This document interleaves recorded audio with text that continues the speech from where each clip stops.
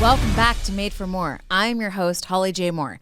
Made for More is a podcast where we give you the tools to level up and show up as the best version of yourself in your life. We don't want to just survive through life on autopilot. We want to absolutely thrive. Today and every day, I am joined by my thriving producer, Aaron Bender. Thriving big, thinking big. The guy we have on the episode today. Whew, mind-blowing. Yes, RJon Robbins. So this is a man who has actually changed my life more than any other person. He literally put my life on an entire different trajectory. So I'm very excited to have him on today. I am here today with RJon Robbins, and you guys already heard from segment 1 that this is a man who has absolutely changed the trajectory of my life. And I think if I had to sum up how and why that is, it's because he really caused me to think bigger. So when RJon and I spoke a few weeks ago about what we were going to talk about on the podcast, there's a bunch of things we could talk about because, RJon, you have a couple different superpowers that you do for people and yourself and in your life. You are an advisor to many, many 7- and 8-figure entrepreneurs. You yourself own multiple businesses and are an 8-figure entrepreneur.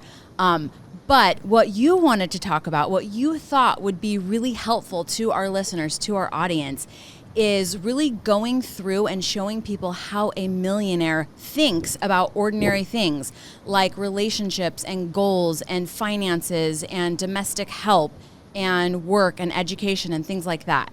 So, RJon, first of all, welcome to the show. Thank you so much for taking the time to be here.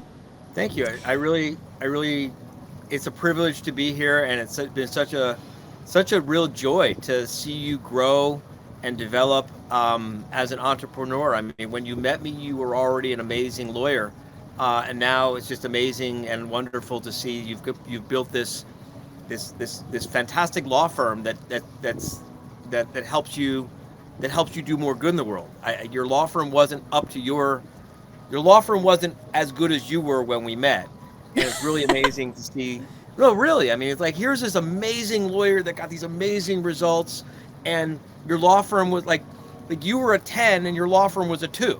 And so it's been really great to see that, the impact you've been able to have on the world.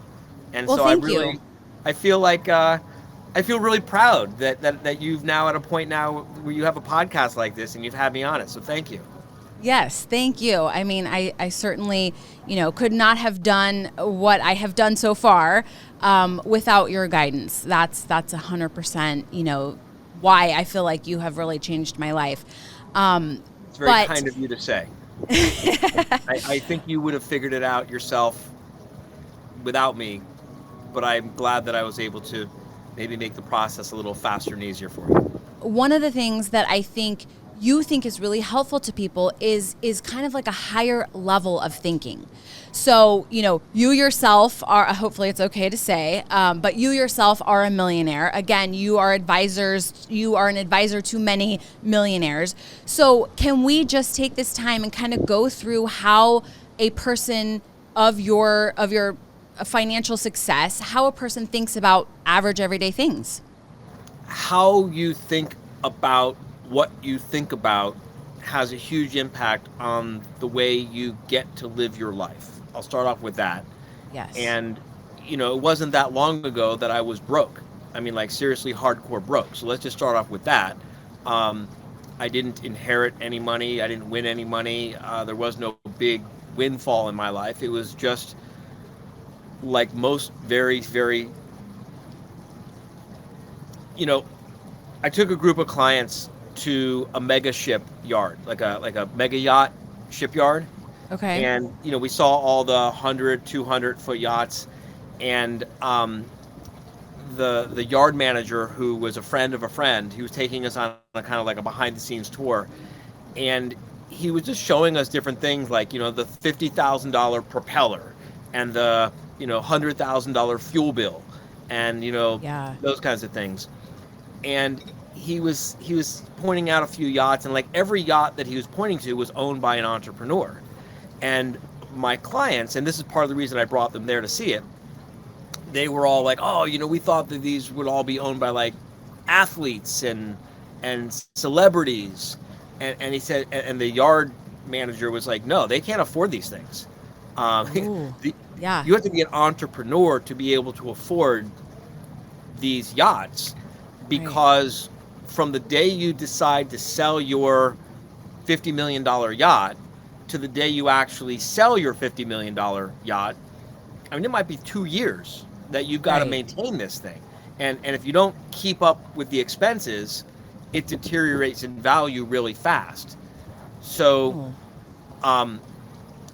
you know, I guess one of the first things to say is that you start thinking more long term. Yes. And, you know, that was one of the big changes that I made in my life that helped me go from being broke to building the businesses that my wife and my wife is my partner. She's my partner in life, my partner in business. She has just as much credibility to be here as I do, but you got me instead of her. Some might say you got the short end of that stick, but well, maybe we'll have Allie on next.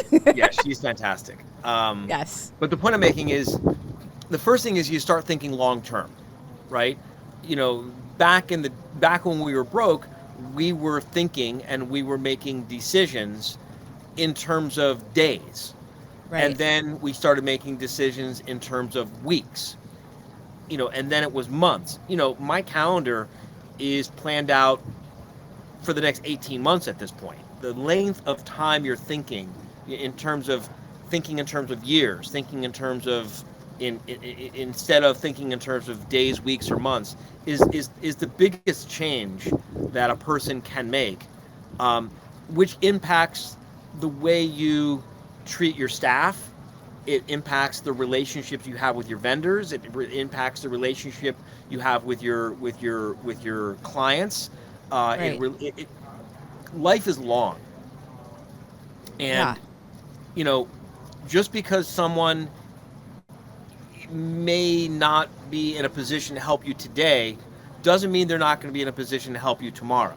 Just because someone, you know, maybe they're struggling today, you know, what do they say? Be careful, you know, how you treat people on your way up, because they'll be stepping on you or something like that. The point I'm making is, when you really think long term, it's amazing how many people have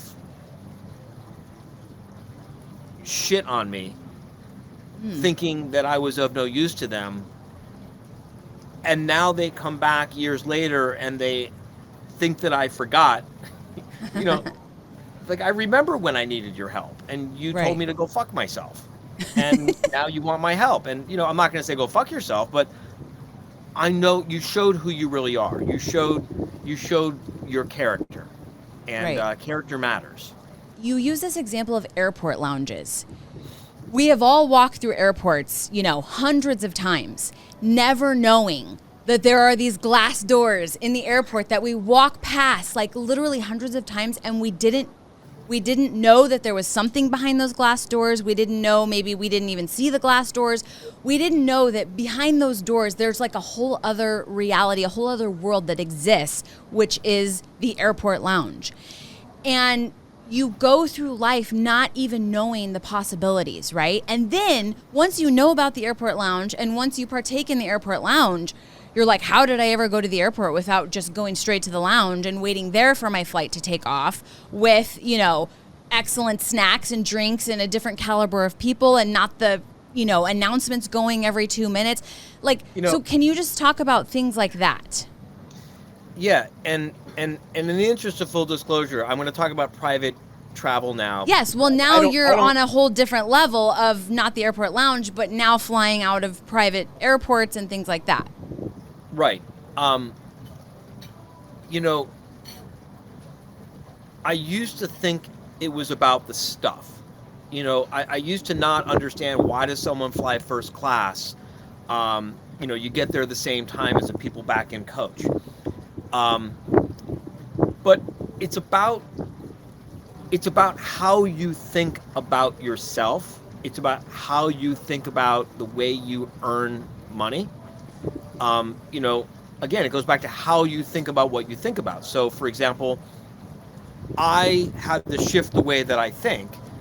And one of the major shifts that I made was to understand that my income is only limited by my creativity and my willingness to apply that creativity to help more people. And if I'm willing to help more people, I can pretty much have whatever I want to have in life. Right. And so, the difference between a $500 airline ticket and a, $2,000 airline ticket is really just a question of, am I willing to provide, $10,000 more value in the world to people? Right. Because I always want to give at least a 5x ROI. If someone pays me $1, I want to give them at least $5 worth of value, ideally more, but at least 5 at the minimum. So if the airline ticket's an extra $1,000, I just got to find a way to add at least $5,000 of value to someone's life. And Right. they're better off because I added $5,000 to their life. I'm better off because I'm now more comfortable in my travel experience. Everyone's better off. Right. Yeah. I mean, that's one of the really amazing exercises that I did with you, again, like years ago now, where you go down the list of every person you interact with in your life. The car dealership, the house cleaner, the dry cleaners, the grocery store, your gardener. And you have asked us, like, try to name one person that you interact with in your life that would not be better off if you are making more money. And literally, it's like almost impossible to do it because the dry cleaners are better off. I've done this exercise with thousands of people. The Yes. only people that anyone can ever identify who isn't going to be better off when your income doubles are your enemies. Like, your arch enemy will be worse off. Yes. But I'm like, first off, what are we like in junior high school? We got enemies. We're living in a comic book or something. But like, the only people who won't be better off are people who don't want the best for you. Right. What do you care about? What are you like suppress your full potential to protect the people who don't want best for you? Right. But that you were going somewhere else with your questions. Yes, earlier, I was. I feel like I feel like I derailed it. I'm sorry. You did. You completely derailed it. So I will circle back to it because it's the concept of the airport lounge. Or even like who even knows about the FBO airport that private jets fly in and out of? Like we walk around all day without an awareness of sort of this next level of ways to live. And then once you kind of like unlock that next level, again, using the example of the airport lounge, it's like now you see them everywhere. You seek them out. You're like, I'm not going to an airport that doesn't have a nice lounge. It's a whole different level of awareness. But like, how does a person get the level of awareness to truly level up in their life? Well, that's the big challenge, right? I mean, the big challenge is, look, in most states, it takes about $1.5 million of personal income to be in the top 1%. I mean, that's it, right? It only takes about $1.5 million of income to be in the top 1% of all income earners in the country. Right. And mathematically, what that tells you is that 99% of the world's population really doesn't understand what it's like to live in this reality. And so, and by the way, I was amongst the 99%. I was amongst the bottom. I was broke. I lost my house to foreclosure. I was scrounging for grocery money. I'm not judging. I was in the bottom 10%. I was in the next 10. I mean, I worked my way up there. Yes. But the point I'm making is the vast majority of people on the planet really have no awareness of what it's really like to live in this reality, right? Right. And do you know, by the way, the percentage of Americans who don't have a bank account? Did you know there's like a huge percentage of Americans that do not have a bank account? No, I did not know that. They do not have a bank account. There's a huge why don't they have a unbanked bank account? population in the United States. Okay. And the number one reason that they're unbanked is not because they don't have money. They actually have quite a bit of money, many of them. Okay. They're unbanked because they don't understand how banks work. Okay. They're intimidated going into a bank. They don't know what the teller is doing. They don't know that the person is sitting there as a bank manager. They don't understand how any of this stuff works. And they literally, and these are people who you'd be surprised who they are. Okay. They just don't know how banking works. What they use as banks are pawn shops. Now, have you ever used a pawn shop? I have not. I'm sorry? I have not. Okay. Well, just like you would probably have no idea how a pawn shop works, and maybe you'd be intimidated about going into a pawn shop, and you wouldn't really have confidence to know how the whole process works, a very big percentage of Americans feel the same way about going into traditional banks. It's just a lack of exposure and a lack of experience. And if you don't understand how this part of society works, it can be very intimidating and very scary, right? Yeah. Same thing with lawyers, right? I mean, you go into court and you don't think twice about going into court. You don't. Right. You know where the courthouse is. You know where to park. You know how to dress. You know how to act. You know how to navigate your way through the courthouse labyrinth to get to the right courtroom. You know when you get into the courtroom exactly how to go and how to behave and where to sit and who to talk to and what's allowed and what's not allowed. I mean, the most highly educated, brilliant, sophisticated billionaire who's never been in a courtroom before, that's a tremendously overwhelming, intimidating, scary experience for them. It's just a lack of exposure and a lack of experience is what I'm talking about here, right? Yes. So, I was actually shocked the other day when I heard this A-list celebrity talking about her own divorce, and she was talking to other people, like trying to, do her part to like educate people. And she was saying how no matter how intimidating it is to go to a lawyer, like you must do a prenup. And I'm thinking to myself, this is a person who is an A-list celebrity, has business managers, agents, all, the whole nine, probably a lot of lawyers on her team. This is a person who also owns brands and businesses, has bought and sold them. A sophisticated person, in other words. Yes, a very sophisticated, successful person. And she's talking about how intimidating it was to go to a lawyer and sit down and discuss a prenup. And I mean, it was really shocking. You've been to one of our tax strategy workshops. You've sat there with a room full of very, very, very sophisticated lawyers and seen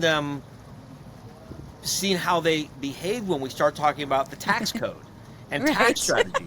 And look, you got to come at this with a sense of humility. Yes. Right? You got to have the humility to understand and appreciate that you can take the most comfortable, confident, sophisticated person from their environment, put them into another environment, and they're like a babe in the woods. Yes, myself it's included, all brand by new. the way. Of course, me too. You take me out of my reality, drop me into another reality. I don't know anything. I mean, you don't want to see me in a hospital. I'm scared shitless in hospitals. I don't know doctors. I don't know medicine. I don't know medical treatment. I am extremely unsophisticated and extremely intimidated, and I have to bring people with me whenever I have to go to like medical stuff. I literally bring people with me who know about medical stuff because something about that just I'm completely out of my element. Right. So how do we, if we want to up level our life, how do we make it so that the next level is our element? We have awareness about it. How do we do that? Well, the first thing is to understand that everyone is out of their element somewhere. And so when you see that person who looks like they're, completely in their element, they look like they're completely, in control, understand that you take that person and put them in a different environment and they're going to be just as intimidated as you. We're all human. That's human nature. So have confidence, right? and that's it's like the opposite of having humility. Well, I guess it's having humility, but like humility goes in both directions, right? Right. So I'm not going to say don't be intimidated, because obviously we're intimidated. What I'm going to say is don't feel embarrassed because you're intimidated. Understand that we are all intimidated someplace, somewhere, somehow. What really is the benefit of trying to think bigger, of gaining financial success? Like, what ultimately is the benefit of that, in your opinion? I can only speak to my opinion based on my life and my experience and my core values. The biggest thing is just freedom.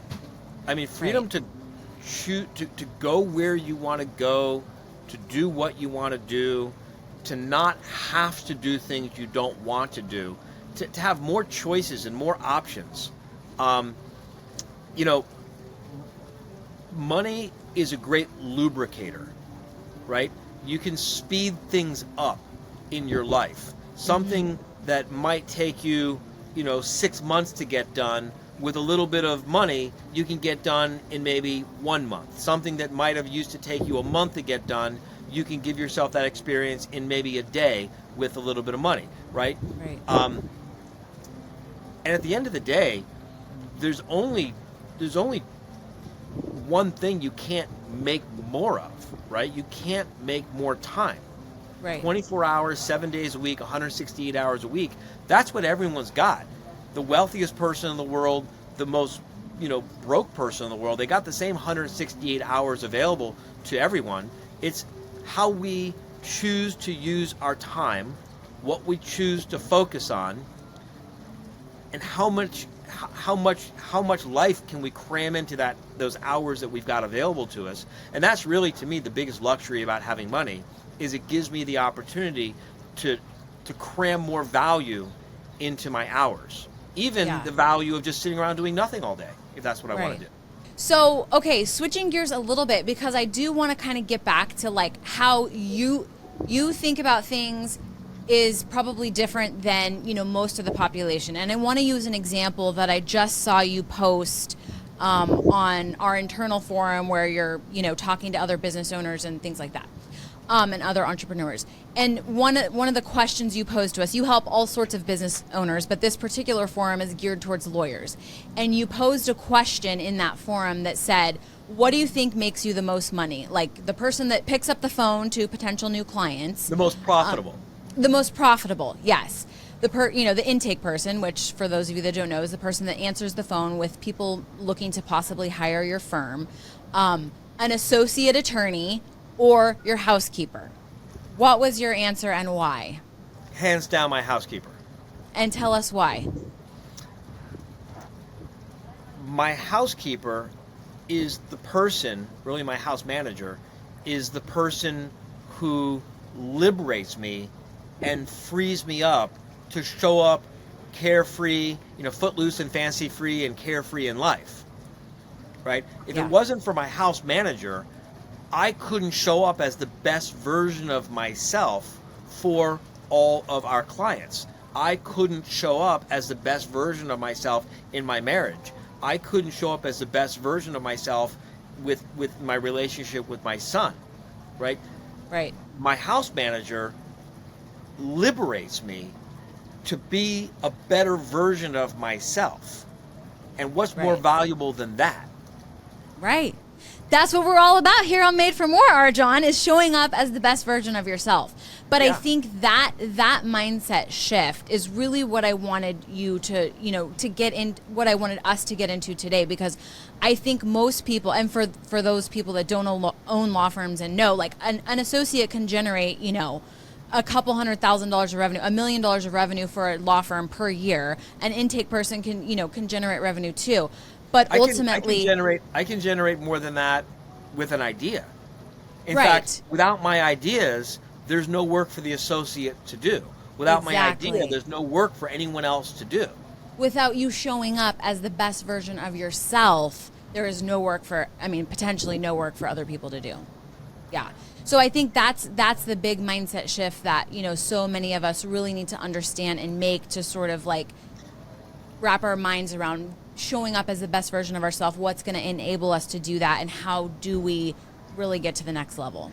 And Holly, if you don't mind, you didn't ask me to say this. You don't know that you don't know what I'm about to say. I'm just going to say. I'm so scared. I'm just kidding. Well, I'm assuming that some of your divorce clients or potential divorce clients might watch this.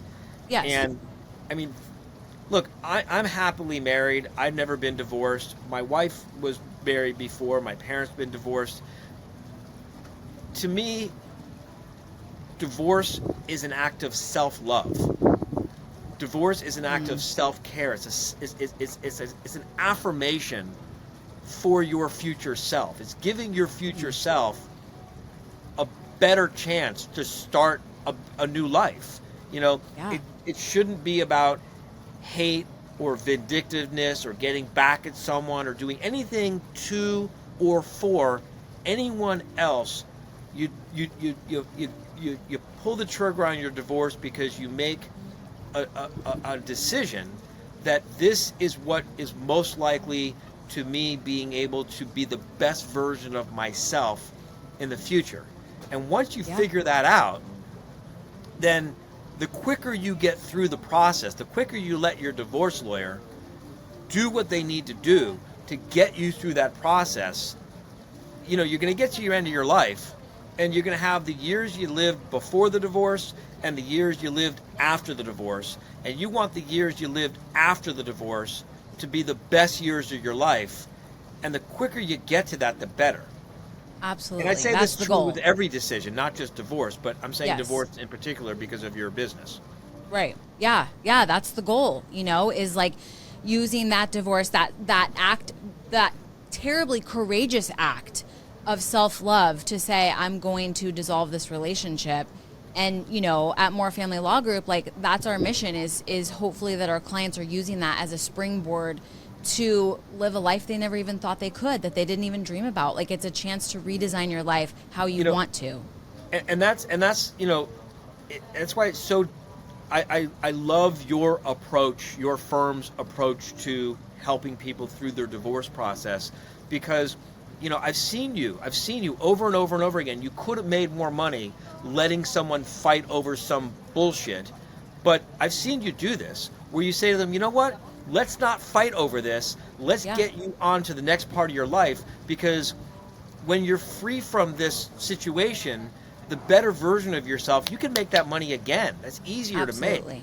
Yeah. And I really respect your core values, and those were the core values that got me interested in helping you build your business in the first place.